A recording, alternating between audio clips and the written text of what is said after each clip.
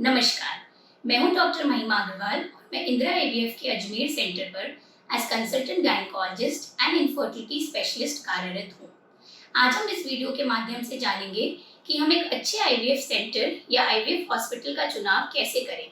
मतलब कि अगर हमें आईवीएफ एडवाइस करा जाता है तो हमें आईवीएफ कहाँ से करवाना चाहिए या नहीं करवाना चाहिए किसी पर्टिकुलर सेंटर से।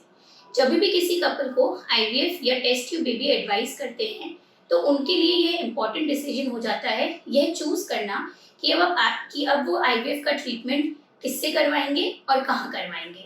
ये बहुत ज़रूरी इसलिए भी है क्योंकि बाकी सारे ट्रीटमेंट्स में अगर आप सही डॉक्टर के पास पहुंच जाते हैं तो लगभग आपका ट्रीटमेंट सही तरीके से हो जाता है।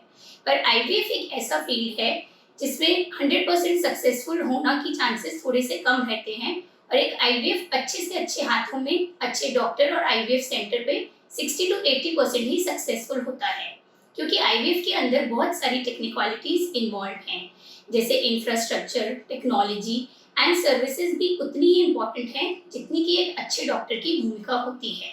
क्योंकि आईवीएफ का जो लैब है उसकी गुणवत्ता बहुत हद तक ये डिसाइड करने में हेल्पफुल रहती है कि हमारा आउटकम और सक्सेस कैसा होगा। अगर आप सही सेंटर, सही डॉक्टर और सही लैब चुनते हैं तो आप आईवीएफ के सक्सेस होने के चांसेस को बढ़ा सकते हैं। तो बेसिकली कुछ इंपॉर्टेंट पॉइंट्स हैं जिनका आपको ध्यान रखना है अपने आईवीएफ सेंटर का चुनाव करते समय। सबसे पहला पॉइंट है कि आप जिस क्लिनिक या हॉस्पिटल में दिखा रहे हैं वो आईवीएफ सेंटर है या नॉर्मल इनफर्टिलिटी क्लिनिक या हॉस्पिटल है, क्योंकि आईवीएफ एक पूरा ही अलग फील्ड है और आईवीएफ क्लिनिक्स मेनली आईवीएफ पर ही फोकस करती हैं और इनकी विशेषज्ञता आईवीएफ करने में ही होती है। तो हमारे सक्सेस के चांसेस बढ़ जाते हैं अगर हम प्रॉपर एक आईवीएफ क्लिनिक पर अपना इलाज करा रहे होते हैं। नेक्स्ट इंपॉर्टेंट बात है कि आईवीएफ सेंटर में जो डॉक्टर हैं उन्होंने अपने आईवीएफ की ऊंची पढ़ाई की है या नहीं की है, क्योंकि हर गायनेकोलॉजिस्ट आईवीएफ स्पेशलिस्ट नहीं होता है। ऑब्स एंड गायनी करने के बाद आईवीएफ के लिए फेलोशिप्स या डिग्री होती हैं जिनसे आईवीएफ करने के लिए सिखाया जाता है। यह एक अलग ही ब्रांच है और इनमें स्पेशली आईवीएफ की ट्रेनिंग दी जाती है। डॉक्टर की गाइडेंस में ही सारा ट्रीटमेंट होता है। आईवीएफ ट्रीटमेंट एक टीम अप्रोच है, परंतु डॉक्टर का रोल सबसे इम्पोर्टेंट है। वह इसलिए क्योंकि उसकी गुणवत्ता, उसकी योग्यता और उसका अनुभव, वह कितने अच्छे से केस को स्टडी करता है और आगे का ट्रीटमेंट प्लान करता है, यह बहुत इंपॉर्टेंट है आपके आईवीएफ के सक्सेस के लिए। नेक्स्ट इंपॉर्टेंट बात जो रहती होगी वो है कि जहां आप आईवीएफ करवा रहे हैं उसकी लैब के बारे में पता कीजिए।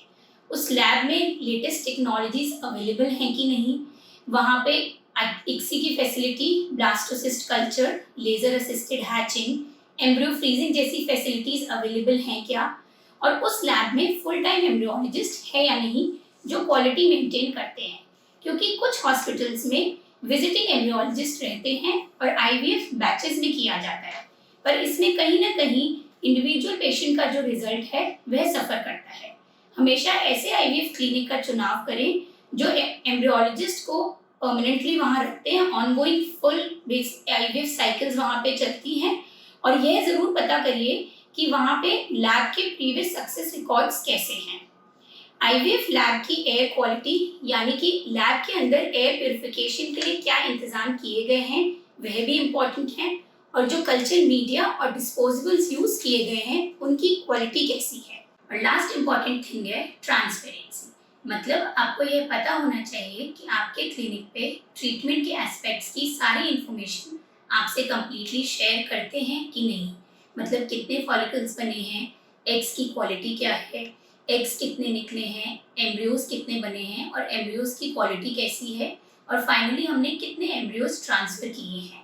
यह सब जानना इसलिए भी ज़रूरी है कि अगर बाय चांस, जैसे कि अपने को पता है आईवीएफ 100% सक्सेसफुल नहीं है, अगर किसी वजह से हमारा आईवीएफ फेल होता है तो हमारे लिए यह डेटा बहुत ज़रूरी हो जाता है नेक्स्ट साइकिल प्लान करने के लिए।